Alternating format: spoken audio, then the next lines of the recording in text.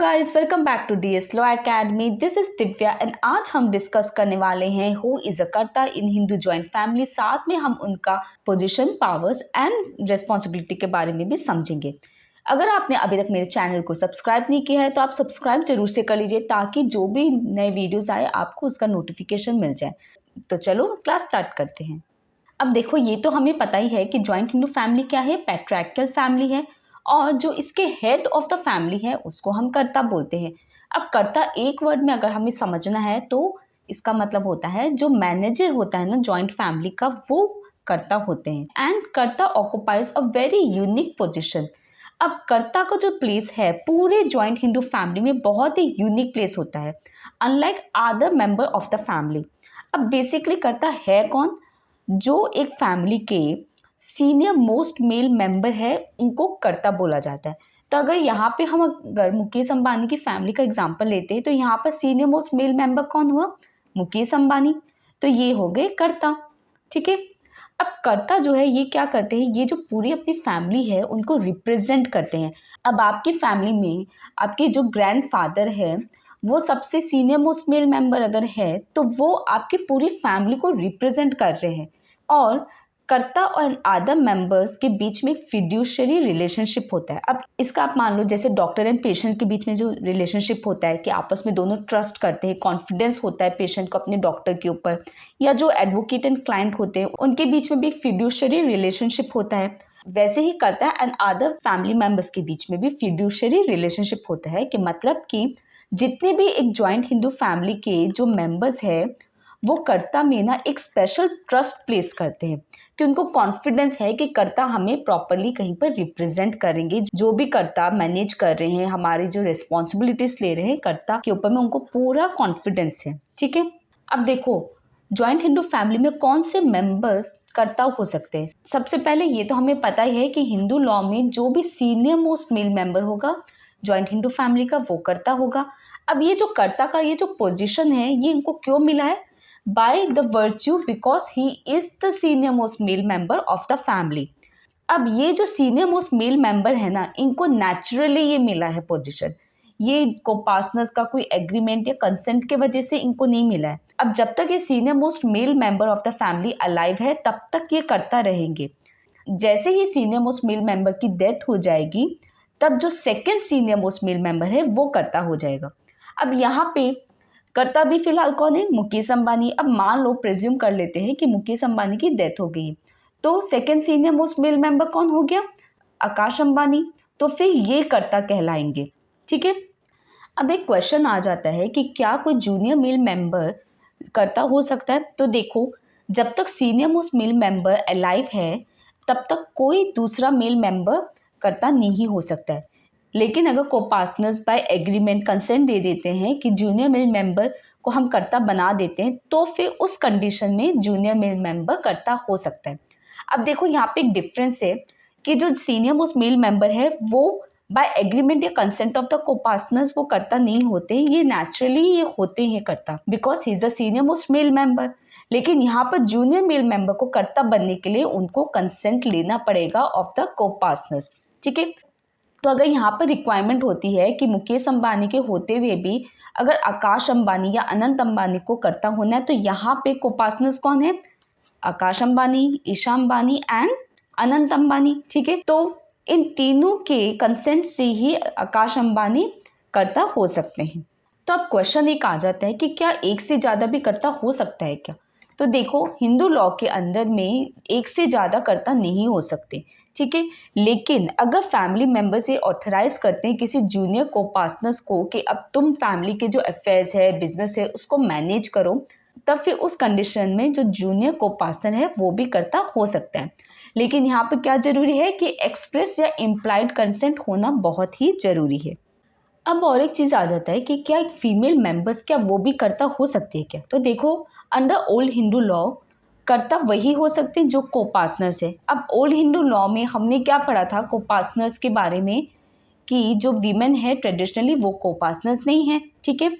लेकिन अब क्या हुआ, after Hindu succession amendment act 2005 daughters को भी कोपार्टनर्स बना दिया गया। तो इसी अकॉर्डिंगली अब डॉटर्स क्योंकि को पार्टनर्स बन गई तो उनको भी हम कर्ता बना सकते हैं अंडर 2005 एक्ट।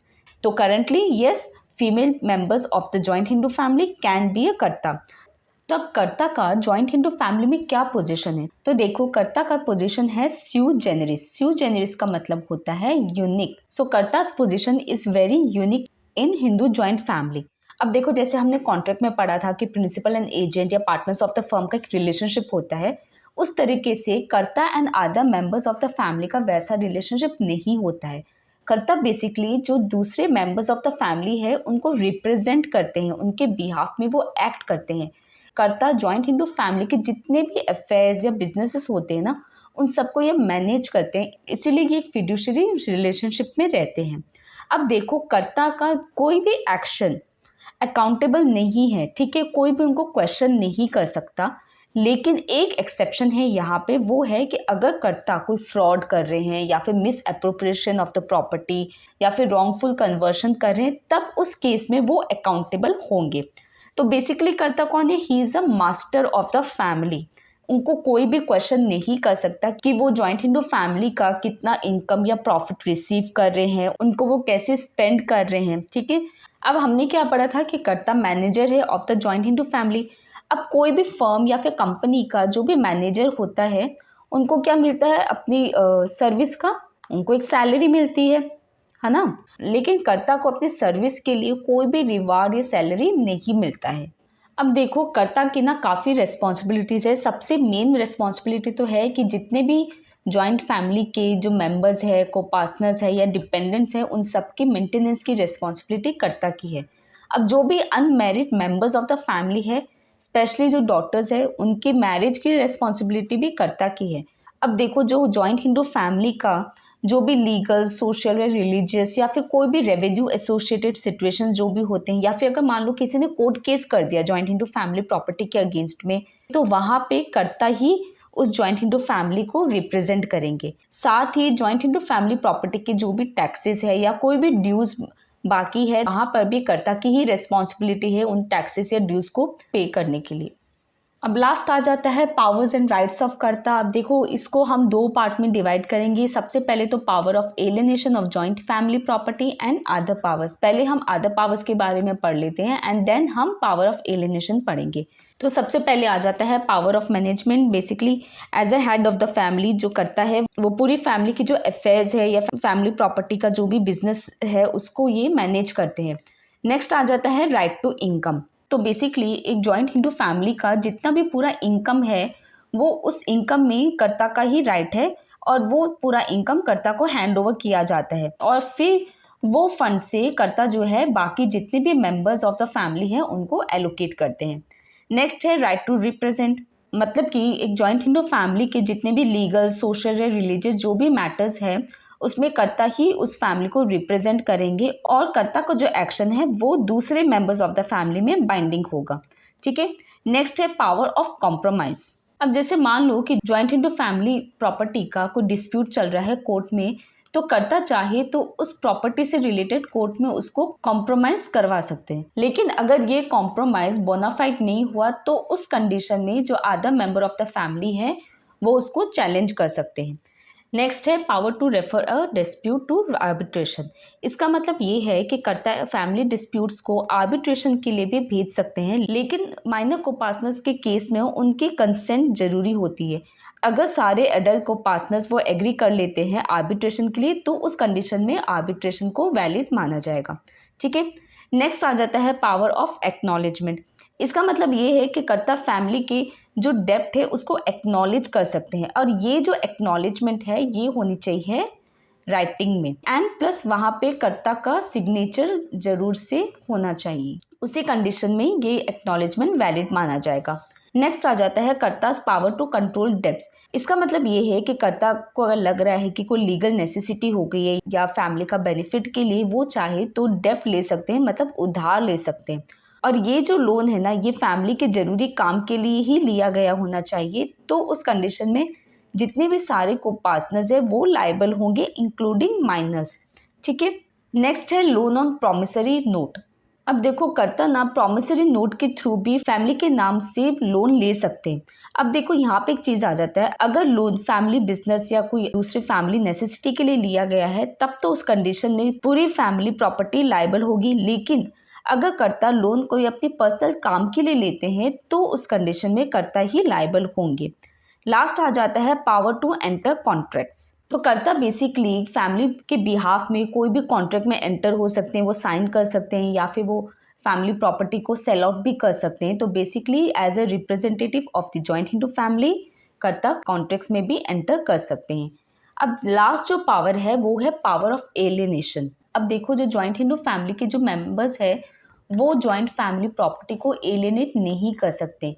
ये पावर सिर्फ कर्ता के पास होता है और कर्ता भी ना सिर्फ 3 ही कंडीशन में प्रॉपर्टी को एलियनेट कर सकते हैं। सबसे पहला कंडीशन है लीगल नेसेसिटी। अब जैसे मान लो कि फैमिली में कोई जरूरी काम आ गया है तो उस कंडीशन में कर्ता जॉइंट फैमिली प्रॉपर्टी को बेच सकते हैं। अब ये कौन सी लीगल नेसेसिटी होगी, जैसे मेडिकल एक्सपेंसेस, कोई फैमिली मेंबर की शादी हो रही है या फिर किसी बच्चे की एजुकेशन के लिए या फिर कोई लिटिगेशन एक्सपेंसेस कवर अप करने के लिए भी जॉइंट फैमिली प्रॉपर्टी को एलियनेट किया जा सकता है बाय कर्ता।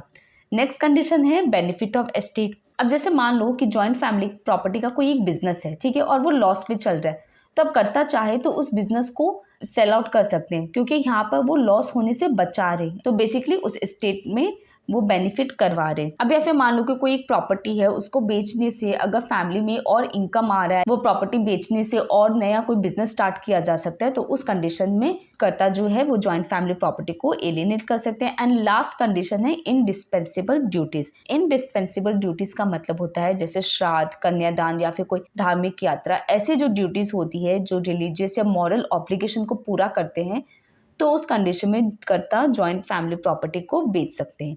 ठीक है, अगर आपको मुझसे ऑनलाइन क्लासेस लेनी है और डिटेल में आप पढ़ना चाहते हो तो आप मुझसे कनेक्ट कर सकते हो थ्रू माय टेलीग्राम चैनल, जिसका लिंक डिस्क्रिप्शन बॉक्स में दिया गया है। साथ में आप प्लीज कमेंट करके ये बताइएगा कि आपको और कौन सी वीडियोस चाहिए, कौन से टॉपिक्स में आपको पढ़ना है, तो उसके वीडियोस मैं जरूर से बनाऊंगी।